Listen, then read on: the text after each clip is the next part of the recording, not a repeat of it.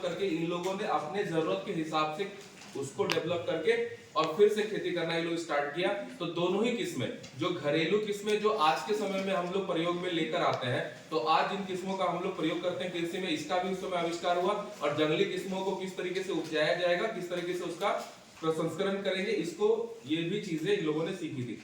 दूसरा जो चीज था, तो कृषि के बारे में हम लोगों ने लास्ट टाइम में भी बात किया था कि कृषि के साथ साथ इनका उत्पादन बढ़ता चला जाता है। धीरे धीरे ये लोग पर्याप्त मात्रा में पानी का प्रयोग करने लगेंगे और जब कृषि का अधिशेष बचने लगेगा, अपने जरूरत से अधिक जब अधिशेष इनको प्राप्त होगा, अपने जरूरत से ज्यादा इनके पास अनाज बचेगा, तो फिर ये लोगों के दिमाग में वस्तु विनिमय की बातें आएंगी और फिर ये लोग पहिए का आविष्कार करेंगे।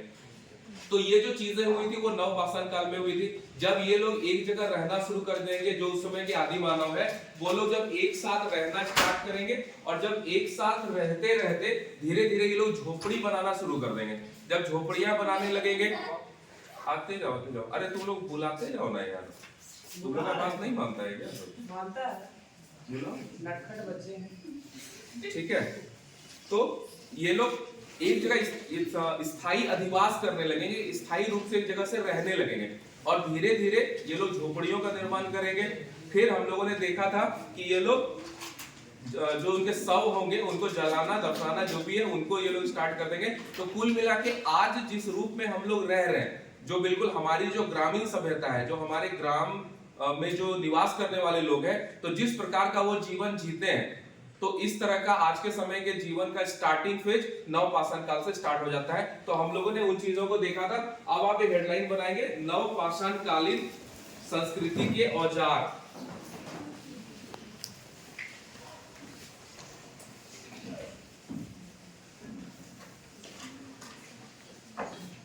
नवपाषाण कालीन संस्कृति के औजार।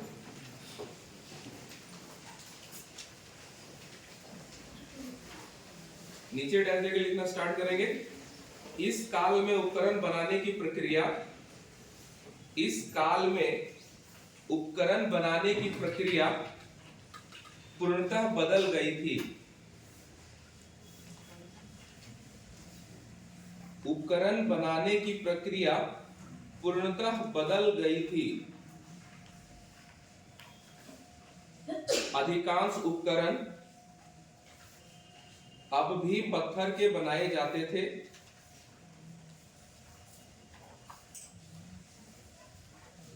इस काल में उपकरण बनाने की प्रक्रिया पूर्णतः बदल गई थी। अधिकांश उपकरण अब भी पत्थर के बनाए जाते थे, परंतु अब वे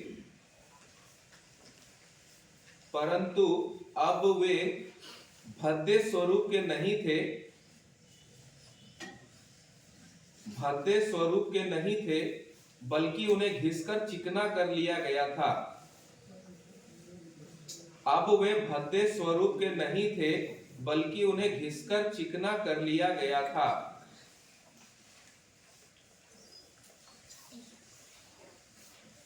घिसकर चिकना कर लिया गया था, जिससे उनमें चमक आ गई थी। जिससे उनमें चमक आ गई थी।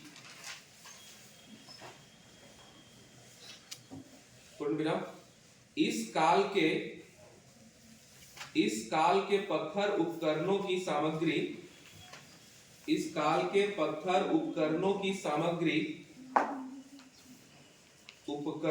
सामग्री प्रायः काले अथवा भूरे रंग के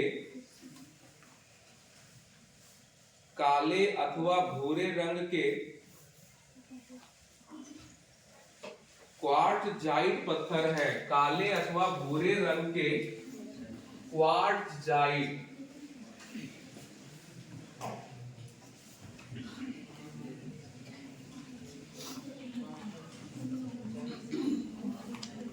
क्वार्टजाइट काले अथवा भूरे रंग के क्वार्टजाइट पत्थर है।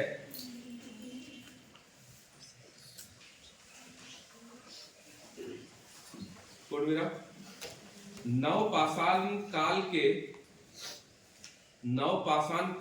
उपकरणों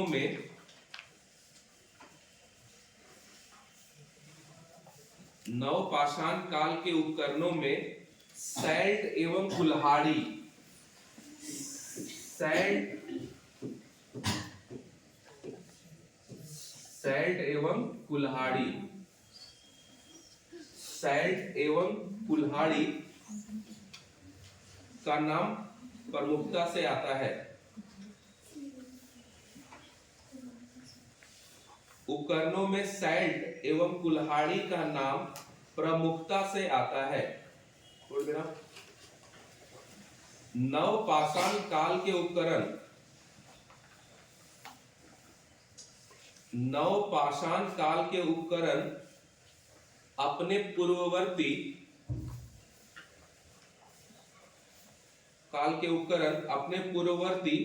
मध्य पाषाण काल के उपकरणों से,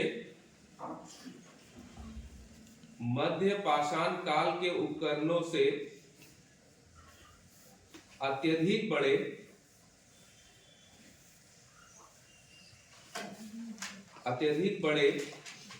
परंतु पूरा पाषाण काल के उपकरणों से छोटे हैं।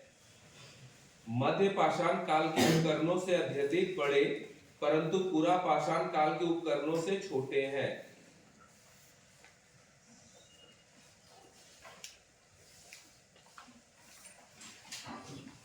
परंतु पूरा पाषाण काल के उपकरणों से छोटे हैं। इस काल में हड्डी के उपकरण भी बनाए जाते थे। इस काल में हड्डी के उपकरण भी बनाए जाते थे।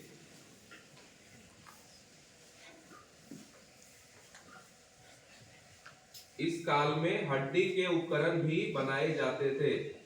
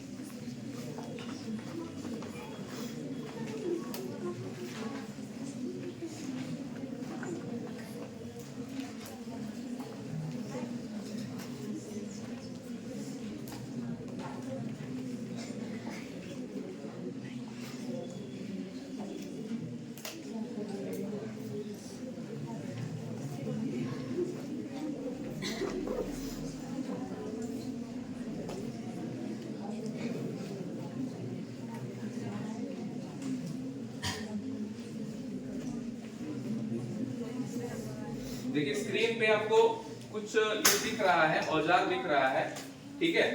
तो आप इसको देखिए, ये पूरा पाषाण काल का औजार है। आप इसको देख के अंदाजा लगा सकते हैं कि ये बिल्कुल स्टार्टिंग फेज का है। और जब इसको पकड़ रहे हैं, आप समझिए कि बच्चा जो बहुत छोटा बच्चा होता है, तो वो आप देखिएगा कि किसी भी पत्थर को पकड़ेगा तो वो पूरे हाथ से पकड़ेगा।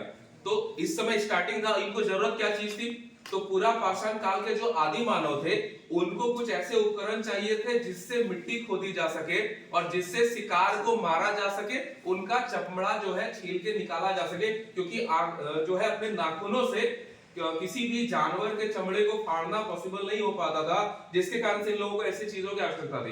तो पूरा पाषाण काल में इन लोगों ने क्या किया, आप इसकी संरचना को देखेंगे तो बहुत नुकीला होता है और पकड़ने का भी ये लोग पूरे हाथ से पकड़ते थे। और धीरे धीरे देखिए इसका डेवलपमेंट होगा। आप इन पत्थरों को देखेंगे तो आपको इन पत्थरों को देख के समझ में आ रहा होगा कि कैसे इनको चोट पहुंचाया गया है उपकरण बनाने के लिए, ठीक है। तो ये सारी चीजें देखिए आपको दिख रहा होगा, ये अलग अलग स्टेज का है। आप पूरा अभी आपको, और खासकर आप संथाल परगना के इलाके में रहते हैं, अगर आप अपने ग्रामीण इलाके में देखेंगे कहीं ना कहीं इस टाइप का पत्थर आपको फेंका हुआ भी मिलेगा, जिसकी कोई लोग समझते नहीं है, लोग जानते नहीं है। और उस समय आदि मानव हमारे संथाल परगना में भी निवास करते थे, क्योंकि हम लोग जानते हैं कि हजारीबाग के इलाके में इसको की जो पहाड़ियां हैं, वहां हम लोगों को चित्रकारी के प्रमाण मिले हैं कि आदि मानव जो हमारे हजारीबाग के साइड में रहते थे, तो वो लोग चित्रकारी करते थे। तो ये संभव है कि यदि आदि मानव हजारीबाग के इलाके में रहते थे, उनका प्रमाण वहां पाया गया है, तो इसकी बहुत संभावना है कि संथाल परगना के इलाके में भी आदि मानवों का निवास रहा होगा। और इसका एक प्रमाण हम लोगों को यह भी मिलता है कि हमारे आगे जो साहिबगंज जिला है, साहिबगंज में एक उधवा नाम का जगह है और वहां हम लोगों को पता है कि फोसिल्स पार्क है, एक मंडरो है, मंडरो प्रखंड है आज के समय में। तो वहां हम लोग देखते हैं कि फोसिल्स पार्क है, जहां हजारों सालों पहले, लाखों सालों पहले ये लोग जो भी चीजें वहां पर थी, जो अभी तक तो केवल पेड़ के साक्ष्य मिले हैं, जो पुरातत्व अवशेष में बदल गया है, वो पत्थर के टाइप का जो पेड़ है वो भी पत्थर में बदल गया है, और जो भी चीजें हैं तो वो हम लोग वहां पे देखते हैं। तो हमारे यहाँ की संभावना है कि ये चीजें आपको यहाँ पे देखने को मिलेंगी। तो इन उपकरणों को देख के आप अंदाजा लगा सकते हैं कि कैसे, देखिए ये, और यूज इसका ये होता था, इधर से पकड़ा जाता था, ठीक है। आप इसको भी देखिए, सफेद टाइप का दिख रहा है, ये सभी क्वार्टजाइट का बना हुआ होता था। ये भी देखिए क्वार्टजाइट पत्थर का बना हुआ है। क्वार्टजाइट पत्थर देखे हैं आप लोग? मेरे बाइक में ये होगा, लेकिन तो जो ऊपर जो कवर है ना, उसमें प्लास्टिक में पत्थर होगा, लेकिन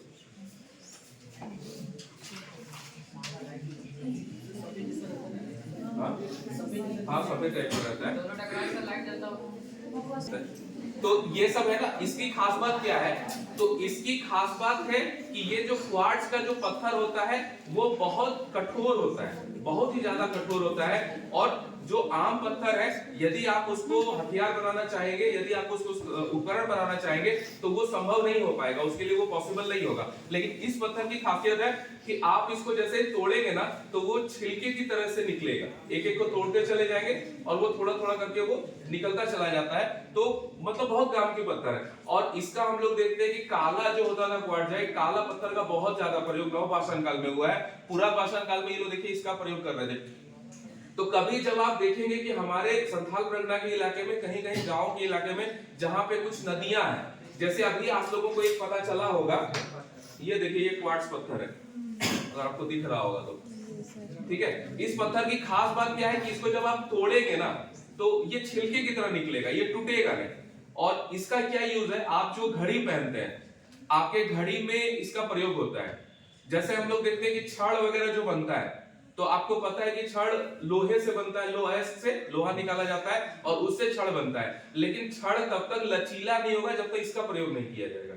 तो वो जो लचीला होता है, तो उसमें क्वार्ट्ज का पत्थर, मतलब बहुत प्रयोग है इसका। आप बहुत सारे कॉस्मेटिक्स का यूज करते हैं, उसमें इसका प्रयोग होता है। आप घड़ी के कांटे जो बनाए जाते हैं, वो उतना लचीला होता है, वो घूमता चला जाता है, इसका प्रयोग होता है। तो हमारे आदि मानव इस पत्थर का प्रयोग कर रहे थे, और आज व्यवसायिक तरीके से इस पत्थर का बहुत ज्यादा यूज हो रहा है। आप इस पत्थर को देखिएगा, जैसे ये वाले पत्थर देखिए, है ना, तो क्वार्ट्ज का बहुत ज्यादा प्रयोग होता था, ठीक है। अब धीरे धीरे इन लोगों ने अपने आप को डेवलप किया और पूरा पाषाण काल से लेकर चीजें आगे बढ़ती चली गई। और अब यहाँ पर देखिए उपकरण और नुकीला होना स्टार्ट हो गया। पहले क्या होता था, आप इसको अंदाजा लगा सकते हैं कि इसको पूरे हाथ से पकड़ा जाता होगा। ये जो भी पत्थर है, जो भी पत्थर के उपकरण है, इसको पूरे हाथ से पकड़ा जाता था। धीरे धीरे लोगों ने अपने आप को डेवलप करना स्टार्ट किया और चीजें और बेहतर होती चली गई। और उसमें फिर हम लोग देखेंगे कि यह नुकीला होना स्टार्ट हो जाएगा। अब ये लोग अंगुलियों के सहारे इसको पकड़ पा रहे हैं, है ना, आपको अंदाजा लग ही रहा होगा। ये है, और इसके बाद आप इसको देखेंगे तो ये चीजें आपको समझ में आएंगी, ठीक है। खैर जो भी हो, तो धीरे धीरे ये लोग अपने आप को डेवलप करना स्टार्ट कर देंगे और नवपाषाण काल में आके बहुत उन्नत तरीके के और भी उपकरण बनना यहाँ से स्टार्ट हो जाएगा। अब इसके साथ एक नई चीज क्या होगी कि ये लोग हड्डी का प्रयोग करने लगेंगे। अब हड्डी क्या, पहले भी मैंने आप लोगों से चर्चा की है कि हड्डी को जब ये लोग जानवर का मांस खाते थे, तो इनको ये तो समझ में आता था कि मांस इजीली दांतों से काटा जा सक रहा है और मांस को ये लोग खा पा रहे हैं। लेकिन जो हड्डी होता था उसको ये लोग ना तो तोड़ पाते थे, ना ही उसको चबा पाते थे, तो वो बहुत कठोर होता था। तो वहां से इन लोगों के दिमाग में एक आइडिया आया कि यदि हम लोग इसको भी उपकरण के रूप में प्रयोग कर ले, तो पत्थर के साथ बहुत सारी समस्याएं हैं और पत्थर जल्दी मिलता भी नहीं था, क्योंकि क्वार्ट्ज पत्थर जो होता था वो हर जगह उपलब्ध नहीं होता था। लेकिन जो हड्डी है वो हर जगह अवेलेबल था। तो इनको लगा कि अगर हड्डी को हम लोग एज ए उपकरण बना पाए, अगर इसको हम लोग प्रयोग कर पाए, तो हम लोगों को हड्डी आसानी से उपलब्ध होगा और अच्छे उपकरण हम लोग इससे बना पाएंगे। तो नवपाषाण काल में एक चीज और हुई कि इन लोगों ने हड्डी के उपकरण बनाना इन लोगों ने आरंभ कर दिया, और हड्डी के उपकरण आरंभ हो जाने से इनको बहुत सारे फायदे होने स्टार्ट हो जाते हैं, ठीक है। अब आगे एक हेडलाइन बनाइएगा,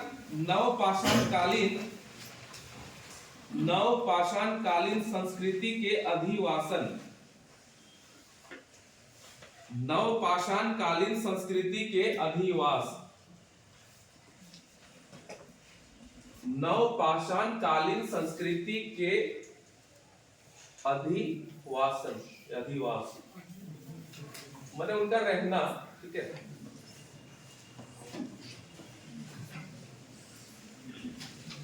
नीचे डैश लेके लिखेंगे। अधिवासन का मतलब समझ रहे हैं ना? हाँ, घर बनाना। अधिवासन का मतलब होता है घर बनाना, अधिवास का मतलब होता है रहना। तो रहने की व्यवस्था करना उसको कहते हैं अधिवासन या फिर अधिवास। तो नीचे डैश लेके लिखेंगे नवपाषाण काल में, नवपाषाण काल में अधिवासन कला का विकास हुआ। नवपाषाण काल में अधिवासन कला का विकास हुआ।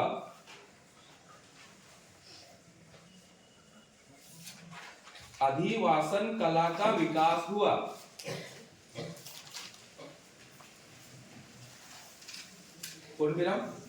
यद्यपि इस कला का उदय, यद्यपि इस कला का उदय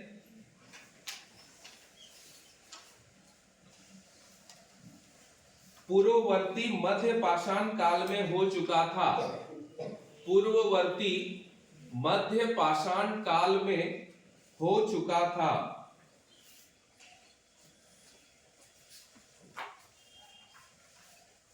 यद्यपि इस कला का उदय पूर्ववर्ती मध्य पाषाण काल में हो चुका था। मानव निर्मित, मानव निर्मित सर्वप्रथम, मानव निर्मित सर्वप्रथम घर संभवतः, मानव निर्मित सर्वप्रथम घर संभवतः पशु चर्म का तंबू रहा होगा। संभवतः पशु चर्म का तंबू रहा होगा। संभवतः पशु चर्म का तंबू रहा होगा। पूर्ण विराम। कश्मीरी मानव, कश्मीरी मानव जमीन के अंदर, कश्मीरी मानव जमीन के अंदर वृत्ताकार अथवा अंडाकार, कश्मीरी मानव जमीन के अंदर वृत्ताकार अथवा अंडाकार, वृत्ताकार अथवा अंडाकार गड्ढा खोदकर उसके ऊपर छत बनाकर रहते थे।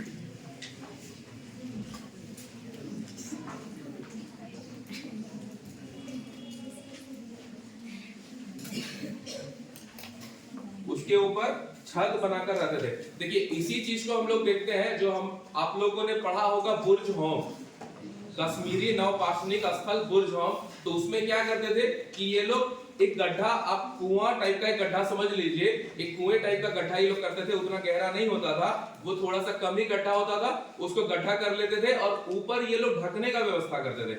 किसी पशु के चमड़े से ढका जाता था या किन्हीं चीजों से ये लोग ढकते थे और अंदर घुसने का रास्ता करते थे। घुस जाते थे अंदर, ऊपर से ढक लेते थे। उसी को करते थे, कहते थे गर्तावास। तो कई बार ये जो होता था वो वृत्ताकार होता था और कई बार वो अंडाकार होता था। अंडे के आकार का एक साइज ये लोग गड्ढा करते थे, बस वो लोग ऊपर से ढकते थे। और हम लोगों को जो बहुत सारे चूल्हे मिले हैं तो उन्हीं गर्तावासों में हम लोगों को चूल्हे प्राप्त हुए हैं, तो उसी को कहते थे गर्तावास। ठीक है, अब उसके आगे लिखेंगे चिरांद,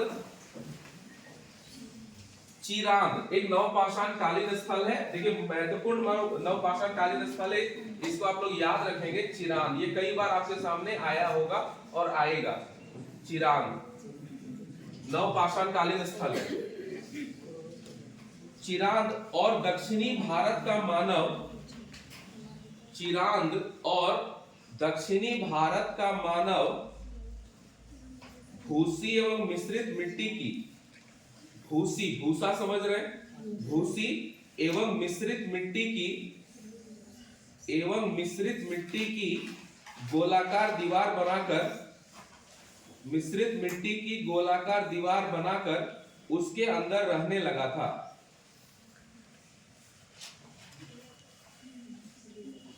मिश्रित मिट्टी की गोलाकार दीवार बनाकर उसके अंदर रहने लगा था, उसके अंदर रहने लगा था, कौमा जिसकी छत घास फूस की होती थी, जिसकी छत घास फूस की होती थी,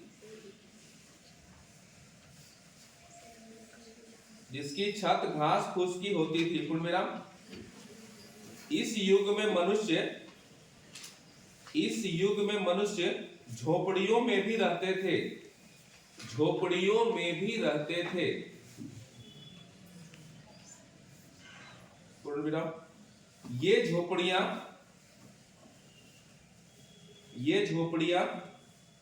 लट्ठे कोमा घास फूस, ये झोपड़ियां लट्ठे घास फूस और मिट्टी की सहायता से बनाई जाती थी। घास फूस और मिट्टी की सहायता से बनाई जाती थी।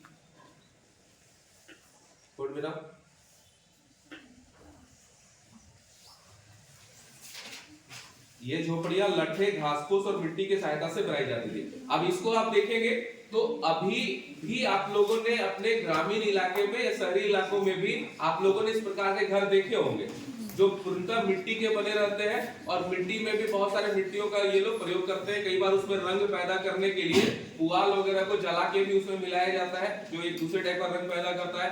गोबर को उसमें मिलाया जाता है, उससे भी उनका घर जो होता है रंगीन हो जाता है। तो इस प्रकार के घर जो आज के समय में हम लोग प्रयोग में ला रहे हैं, या फिर आज के समय में इंसानों के द्वारा जिस प्रकार के घर झोपड़ियां बनाई जा रही है, उस प्रकार के घर बनाने नवपाषाण काल में आरंभ हो गए थे। ठीक है, उसके नीचे फिर डैश लेके लिखेंगे नवपाषाण काल में ही मानव के, नवपाषाण काल में ही मानव के स्थायी रूप से बस्ती या समुदाय में रहने के प्रमाण मिलते हैं। नवपाषाण काल में ही मानव के स्थायी रूप से बस्ती या समुदाय में रहने के प्रमाण मिलते हैं।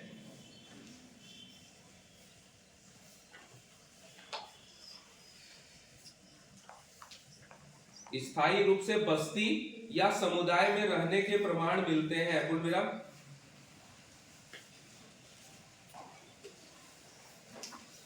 रहने के प्रमाण मिलते हैं। पूर्णविराम। नवपाषाणिक स्थल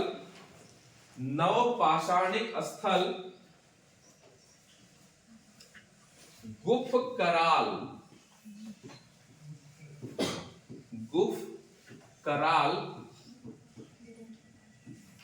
नवपाषाणिक स्थल गुफ कराल एवं बुर्ज होम।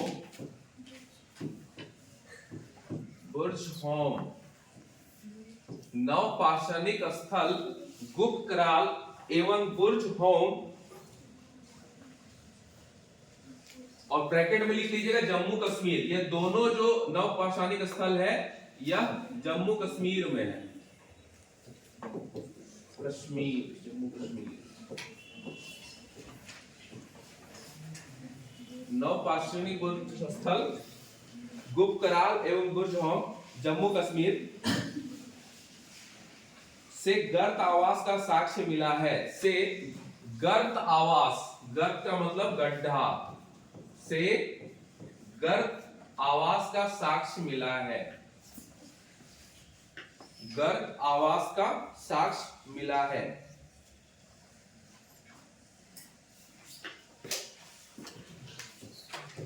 और वही गर्त आवास जिसमें हम लोग देखते हैं कि इसके दो आकार होते थे, एक तो गोलाकार होता था और दूसरा अंडाकार होता था। वृत्ताकार गोलाकार कोई कहते हैं, ठीक है। तो एक तो वृत्ताकार या गोलाकार होता था और दूसरा अंडाकार होता था। तो गर्त जो है दो प्रकार के हैं, एक तो वृत्ताकार या गोलाकार है और दूसरा अंडे के आकार का है। और उसके ऊपर क्या करते थे, ये लोग गड्ढा करते थे और ऊपर से पशु की चमड़ी को ढक देते थे, ठीक है। और वहां से हम लोगों को, और ये दोनों जो गर्त आवास के जो साक्ष्य हम लोगों को मिलते हैं, गोलाकार और अंडाकार, ये हम लोगों को जम्मू कश्मीर से मिलते हैं। और जम्मू कश्मीर में भी दो स्थल है, एक गुफ कराल है और दूसरा बुर्जहोम है। और देखिए अब ये आप लोग बताइए कि आखिर यहीं पे क्यों गर्त आवास बनाया जा रहा था, जबकि बाकी चिरांद है, दक्षिण भारत है, उत्तर प्रदेश के इलाके हैं, वहां पे कोई भी आदि मानव नवपाषाण काल में गर्त आवास नहीं बना रहा है। लेकिन जम्मू कश्मीर में गर्त आवास क्यों बनाए जा रहे हैं? बहुत अधिक, वेरी गुड। यहाँ पे क्या है कि बहुत अधिक ठंड रहती है, बहुत अधिक सर्दी रहती है और उसके लिए झोपड़ियां बना के रहना पॉसिबल नहीं है, क्योंकि बहुत तेज जो है शीतलहरी टाइप की हवाएं चलेगी, उसके सामने झोपड़ियों में रह पाना संभव नहीं था, जिसके कारण से ये लोग गड्ढे बनाते थे। तो उससे क्या होता था कि जो भी हवाएं होती थी वो ऊपर से क्रॉस कर जाती थी, ये लोग ठंड से बहुत हद तक अपने आप को बचा लेते थे, जिसके कारण से हम लोग जम्मू कश्मीर के दोनों स्थलों में देखते हैं कि गर्त आवास का हम लोगों को साक्ष्य मिलता है। एक लाइन और इसके बाद लिख लेंगे, बुर्जहोम से मानव के साथ कुत्ते को दफनाने का साक्ष्य मिला है। बुर्जहोम से मानव के साथ कुत्ते को दफनाने का साक्ष्य मिला है। बुर्जहोम से मानव के साथ कुत्ते को दफनाने का साक्ष्य मिला है।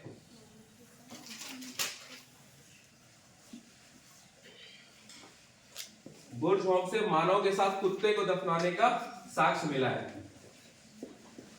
तो ये इंपॉर्टेंट प्रश्न है, ये एग्जाम्स में पूछा जाता है कि किस नवपाषाण कालीन स्थल से मानव के साथ कुत्ते को दफनाया गया था, या कुत्ते को दफनाने का साक्ष्य मिलता है। अब आप ये देखिए कि आखिर मानव के साथ कुत्ते को क्यों दफनाया गया होगा।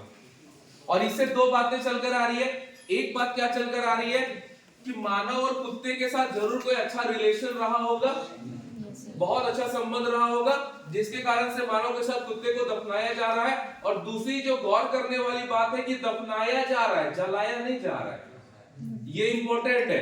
तो यहां से आपको क्या पता चलता है कि यहां से ये पता चलता है कि जो समाधान की प्रक्रिया जो होती थी, जो अंतिम संस्कार की जो क्रिया होती थी, उसमें दफनाने की प्रक्रिया थी।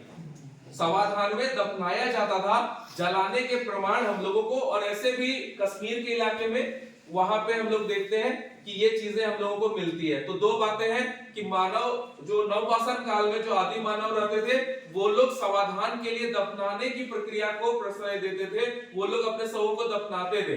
और कुत्ते के साथ मिल रहा है तो बहुत इंपॉर्टेंट है, इसको आप लोग याद रखिएगा, बुर्जहोम, ठीक है। अब यहाँ हम लोगों ने क्या देखा कि ये लोग कश्मीर के इलाके में गर्त आवास बना रहे हैं और बाकी रेस्ट इलाके में ये लोग झोपड़ियां बना रहे हैं। और झोपड़ियां किस चीज की बन रही है, मिट्टी की बन रही है, घास की बन रही है, फूस की बन रही है, मतलब जिस प्रकार से आज हम लोग बनाते हैं। तो नवपाषाण काल में ये चीजें हम लोग देख रहे हैं, लेकिन इसका शुरुआत मध्य पाषाण काल में ही हो गया था। हम लोगों को मध्य पाषाण काल में भी झोपड़ी के प्रमाण मिले हैं। कहां से मिले हैं, पलटाइए कॉपी, मध्य पाषाण काल में जाइए, झोपड़ी के प्रमाण कहां से मिले हैं, कहां, जगह का नाम क्या है, हाँ? क्या स्थल का नाम क्या है जहां से झोपड़ी के प्रमाण मिले हैं? चौपानी मांडो। चौपानी मांडो जो है वहां से हम लोगों को झोपड़ी के प्रमाण मिले हैं, ठीक है। तो झोपड़ियां जो हम लोग नवपाषाण काल में देख रहे हैं कि बढ़िया से बनाया जा रहा है, लेकिन ये चीजें मध्य पाषाण काल में ही आरंभ हो गई थी। तो मध्य पाषाण काल में आप देखिए, इसको आप कोरिलेट करिए चीजों को कि लोगों का अब कुछ चीज हो गया, कुछ क्या हो गया कि एक तो आप अगर गौर करेंगे तो आप जब भी लिखेंगे, जब आपको लिखने की बारी आएगी, आपसे क्वेश्चन पूछा जाएगा तो आपके पास 3 काल है। एक तो पूरा पाषाण काल है, मध्य पाषाण काल है और नव पाषाण काल है। तो इसके जो सेंटर में है आपका आदि मानव, ठीक है। अब आदि मानव जो है, तो आज के समय में मानवों के बहुत सारी चीजें हो गई, बहुत सारे कार्यक्रम हो गए, बहुत कुछ काम ये लोग करना स्टार्ट कर दिया, लेकिन उस समय ये लोग कुछ काम ही कर रहे हैं। जैसे हम लोग देखते हैं कि सबसे जरूरी जो इनके पास जो चीज थी वह था इनका भोजन, ठीक है। दूसरी जो चीज थी वह था इनका अधिवास, और तीसरी जो चीज थी वह था इनका अंतिम संस्कार या फिर समाधान। तो ये चीजें इनके लिए महत्वपूर्ण है। और जब भी आप पूरा पाषाण काल, मध्य पाषाण काल, नव पाषाण काल, इन तीनों स्टेजेस पे आप रख के देखेंगे, आपका पूरा कंसेप्ट क्लियर हो जाएगा। सबसे पहले हम भोजन की बात करते हैं, तो जो पूरा पाषाण काल, जिसको पैलियोलिथिक एज हम लोग कहते हैं, तो उस समय भोजन उनका क्या था? पूरा पाषाण काल में क्या करते थे? भोजन कैसे खाते थे? शिकार करते थे, संग्रह करते थे, वो चीजें यहाँ हो गई। अब ये लोग यहाँ पर क्या, कैसे भोजन इकट्ठा कर रहे हैं? कैसे कर रहे हैं? शिकार वहां भी चल रहा है, पहले यहाँ पे मरा हुआ जानवर खा ले रहे हैं, ठीक है, और उसके बाद धीरे धीरे ये लोग शिकार करना सीख रहे हैं, और इस फेज के लास्ट में चल के ये लोग आग का आविष्कार कर रहे हैं, ठीक है। पहले कच्चा भोजन कर ले रहे हैं, मरा हुआ जानवर या जानवर को मारकर उस समय भी खा रहे हैं, लेकिन वहां पे कच्चा खा रहे हैं। मध्य पाषाण काल में आके ये लोग आग का आविष्कार कर लेंगे, अब भोजन को पकाकर खाना शुरू कर देंगे, और यहाँ पर फिर नव पाषाण काल में क्या हो जाएगा, यहाँ पे ये लोग कृषि का आविष्कार कर लेंगे, कृषि करना सीख जाएंगे, तो भोजन इनका इस तरह स्टेज से आगे बढ़ेगा। क्लियर है? अधिवास क्या था? तो हम लोग देखते हैं कि पूरा पाषाण काल में ये लोग क्या है, कंदराओं में रह रहे हैं, गुफाओं में रह रहे हैं, ठीक है। और उसके बाद दूसरा फेज इनका मध्य पाषाण काल आ रहा है, उसमें ये लोग क्या कर रहे हैं, वहां से बाहर निकलना शुरू कर रहे हैं। कुछ लोग गुफाओं में रह रहे हैं और कुछ लोग झोपड़ियां बनाना शुरू कर रहे हैं, जिसका प्रमाण हम लोगों को चौपानी मांडो से मिलता है, ठीक है। अब उसके बाद यहाँ पर आके नव पाषाण काल में ये लोग सीधा सीधे घर बनाना शुरू कर रहे हैं, यही है ना। और समाधान की जो प्रक्रिया है, पहले तो पूरा पाषाण काल में छोड़ दे रहे हैं, मध्य पाषाण काल से धीरे धीरे लोग सीख रहे हैं, और जो उनका डेवलप तरीका है वो नव पाषाण काल में आ जा रहा है। तो आप अपने दिमाग में और खुद भी मंथन करिएगा। देखिए, सिविल सर्विस में आप कितना चीजों को सोच पा रहे हैं वो इम्पोर्टेंट है, रटना इम्पोर्टेंट है, बिना रटे हो नहीं पाएगा। बोलो सर, आप जो बोले कि मानव को कुत्ते के साथ दफनाया जा सकता था, हाँ। तो अगर आदमी मर गया, कुत्ता जिंदा है, तो फिर क्या कहते? अब ये भी तो पता नहीं है ना कि कुत्ते को मरने के बाद दफनाया, हो सकता है जिंदा ही दफनाया गया हो, दोनों एक साथ मरे होंगे इसकी गारंटी तो नहीं है ना। आपने सती प्रथा का नाम सुना? तो सती प्रथा में पति मर जाते थे तो पत्नी को जला देता था ना साथ में, थोड़ी ना वेट किया जाता था कि पति मरा हुआ है, बॉडी को बर्फ में रखो, पत्नी मरेगी तब जलाएंगे, ऐसा थोड़ी होता था। तो ये तो क्लियर है कि ऐसा तो बहुत कम चांसेस है कि दोनों एक साथ मरा होगा, इसकी बहुत कम संभावना है, ठीक है। तो अधिक संभावना है कि वो इंसान मरा होगा और वो इंसान कुत्ते को बहुत प्यार करता होगा, जिसके कारण से कुत्ते को बोला कि तुम चले जाओ साथ में, समझ रहे हैं? वैसा नहीं हुआ होगा, क्योंकि मनुष्य जो है वो स्वार्थी जीव है, मनुष्य किसी के साथ नहीं जाएगा। और ऊपर से अगर वो पुरुष सत्तात्मक हमारा समाज है, सती प्रथा भी जो होता था, पति मरता था तो पत्नी को उसके साथ जलाए जाने के प्रमाण मिलते हैं, लेकिन कोई पत्नी मरी है तो उसके साथ पुरुष को जलाए जाने का कोई प्रमाण नहीं मिला, कहीं मिला है?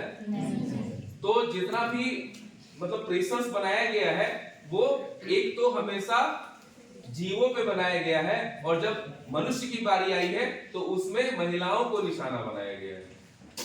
तो मनुष्य जो है बहुत स्वार्थी जानवर है, इसमें कहीं कोई दो राय नहीं, समझा क्या?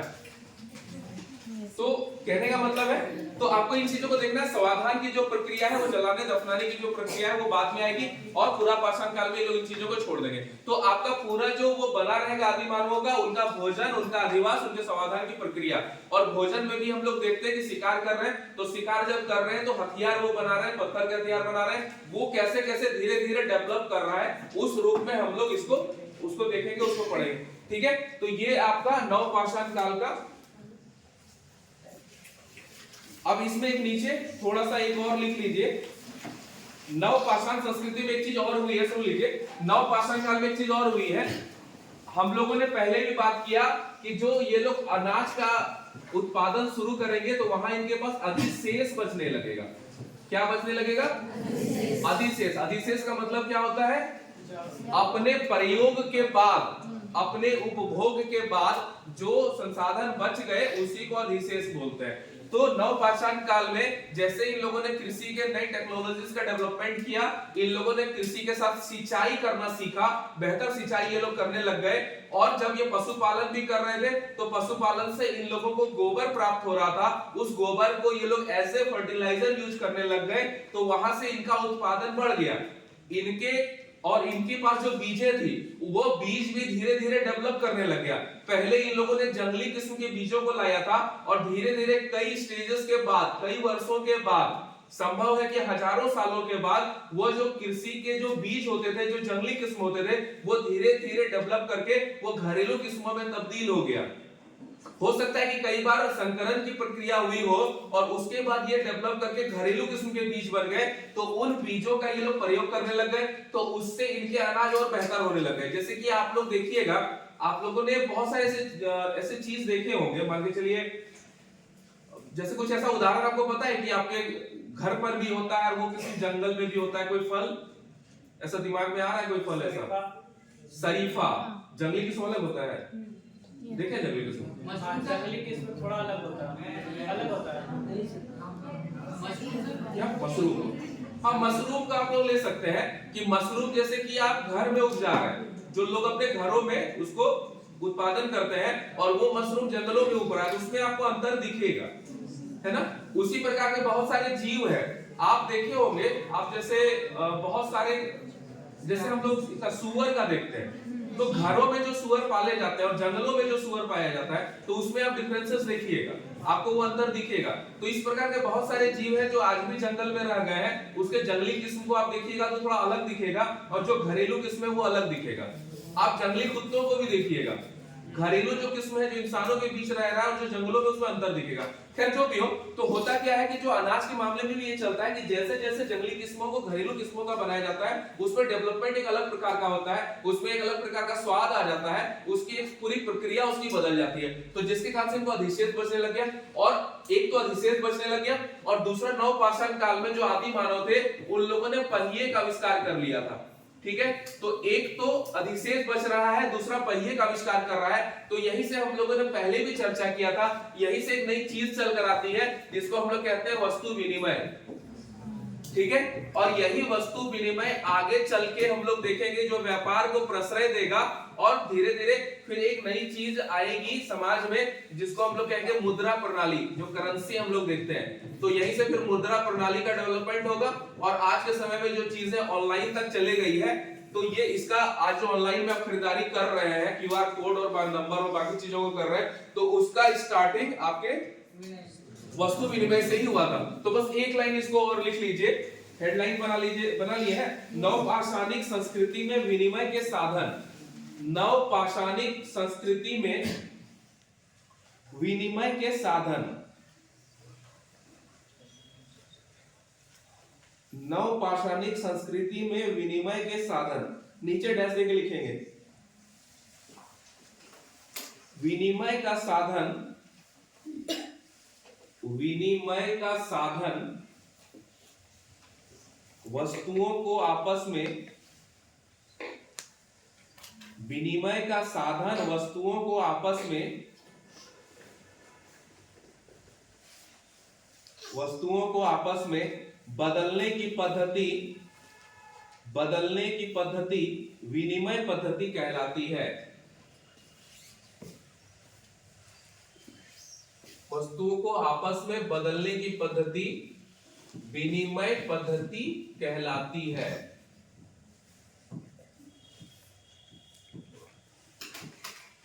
वस्तुओं को आपस में बदलने की पद्धति विनिमय पद्धति कहलाती है। अब देखिए, आपस में बदलेंगे तो आवश्यकता अनुसार ही आपस में बदलेंगे। ठीक है, जितनी आवश्यकता है, आपको जिस चीज की आवश्यकता है, यदि आप कृषि कर रहे हैं और कृषि में भी यदि आप अनाज उत्पादन कर रहे हैं तो आप अनाज देंगे और बदले में दुग्ध उत्पाद आप लेंगे और जितनी आपकी आवश्यकता उतना ही लेंगे, आवश्यकता से अधिक। अब आवश्यकता अनुसार क्यों? क्योंकि उस समय जो वस्तु विनिमय हो रहा है वो सिर्फ अपनी जरूरतों के लिए हो रहा है, वहां पे व्यापार का डेवलपमेंट नहीं हुआ है, लोग व्यापार करना आरंभ नहीं किए हैं। लोग सिर्फ और सिर्फ हम लोग क्या देखेंगे कि लोग अपनी जरूरतों को पूरा कर रहे हैं, अपनी घरेलू आवश्यकताओं के लिए कार्य कर रहे हैं। ठीक है, पूर्व विराम लेके लिखेंगे प्राचीन नवपाषाण काल में, नवपाषाण काल उसमें जो भी लिखे नवपाषाणिक लोग लिख लीजिए, नवपाषाणिक लोग, नवपाषाण कालीन, नवपाषाणिक जो भी लिखे, नवपाषाणिक लोग विनिमय के साधन के रूप में, विनिमय के साधन के रूप में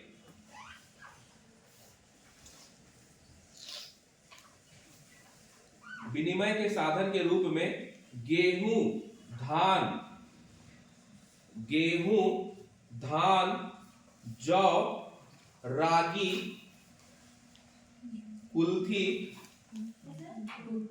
कुर्थी नहीं बोलते हैं हम लोग, उसको कुल्थी भी बोलते हैं। गेहूं, धान, जौ, रागी, कुल्थी एवं अन्य वस्तुओं को अपनाते थे, एवं अन्य वस्तुओं को अपनाते थे। लिखिए गेहूं, धान, जौ, रागी, कुल्थी एवं अन्य वस्तुओं को अपनाते थे।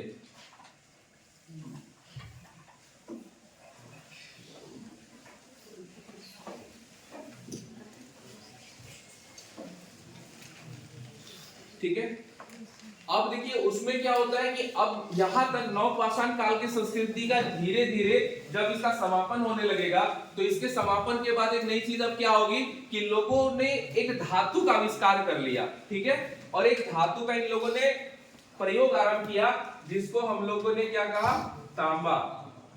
ठीक है, एक नई धातु प्रयोग में अब आएगी जिसको हम लोग कहेंगे तांबा।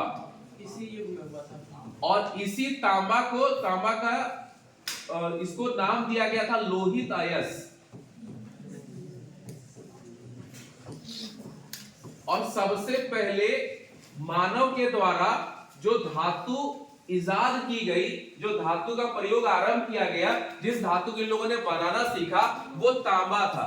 ठीक है, और अब हम लोग क्या देखते हैं कि तांबा का इन लोगों ने प्रयोग आरंभ किया, तांबा का आविष्कार किया, लेकिन जो पत्थर के उपकरण थे वो एज इट इज बनाए जाते रहे, पत्थर के उपकरणों का प्रयोग जारी रहा, लेकिन लोगों ने तांबा धातु का भी आविष्कार कर लिया। ठीक है, तो यहां से एक नई और नवपाषाण कालीन में जो चीजें थी वो धीरे धीरे और भी डेवलप हो गई, एक नई चीज आ गई। तांबा के आगमन के बाद जो नवपाषाण समय में जो आदि मानव रहते थे उनके जीवन में क्रांतिकारी परिवर्तन आ गया, एक नया संक्रमण का दौर आया, नया परिवर्तन हुआ।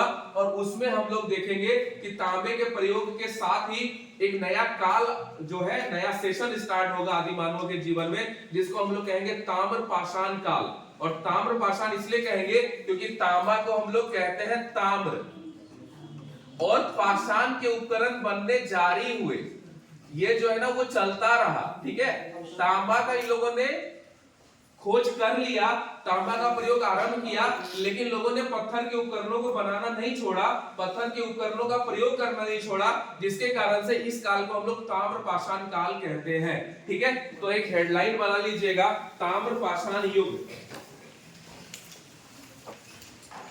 ताम्रपाषाण युग।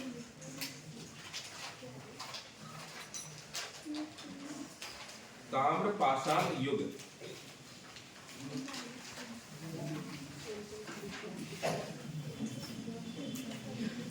अब इसके बाद धीरे हम लोग नेक्स्ट क्लास में हम लोग देखेंगे कि तांबे के साथ इन लोगों ने एक धातु को और प्रयोग किया जिसको जस्ता बोलते हैं, जिंक बोलते हैं, और दोनों को मिला के इन लोगों ने एक नई धातु बना ली, नई मिश्र धातु बना ली, जिसको हम लोग कहते हैं कांस्य। एक कांसा जो धातु बनता है, लोग घरों में थालियां रखते हैं, कटोरी रखते हैं, घड़ा वगैरह रखते हैं, वो कांसा का बनता है, और वो तांबा और जस्ता का मिला हुआ उसका मिश्र धातु होता है, तो उसका प्रयोग होगा। और जो कांसे का जो सबसे ज्यादा प्रयोग होगा वो हड़प्पा काल में होगा। ठीक है। तो कहने को तो हड़प्पा काल जो होता है वो पहले आता है, तांबा बाद में आता है, लेकिन भारत में जो हम लोग देखेंगे तो पहले भारत में तांबे का ही प्रयोग आरंभ होगा, कांसा का प्रयोग उसके बाद आरंभ होगा। तो इसको हम लोग नेक्स्ट क्लास में देखेंगे, ठीक है। अभी इसको यहीं पे हम लोग ब्रेक करते हैं। एक